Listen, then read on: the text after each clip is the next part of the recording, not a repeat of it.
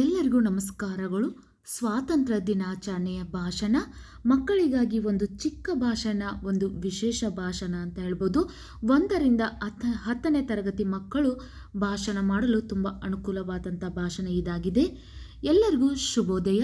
ನನ್ನ ಹೆಸರು ಪ್ರೀತಿ. ಇಂದು ಆಗಸ್ಟ್ 15 ಮತ್ತು ಎಲ್ಲರಿಗೂ ಸ್ವಾತಂತ್ರ್ಯ ದಿನಾಚರಣೆಯ ಶುಭಾಶಯಗಳು. ನನ್ನ ಹೆಸರು ಪ್ರೀತಿ.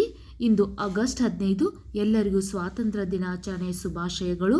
ಭಾರತವನ್ನು ಸುಮಾರು 2 ಶತಮಾನಗಳ ಕಾಲ ಬ್ರಿಟಿಷರು ಆಳಿದರು.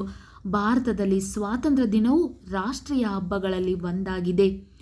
ಸ್ವಾತಂತ್ರ್ಯ ದಿನವನ್ನು ಭಾರತೀಯರೆಲ್ಲ ಸಂಭ್ರಮದಿಂದ ಆಚರಿಸುತ್ತೇವೆ.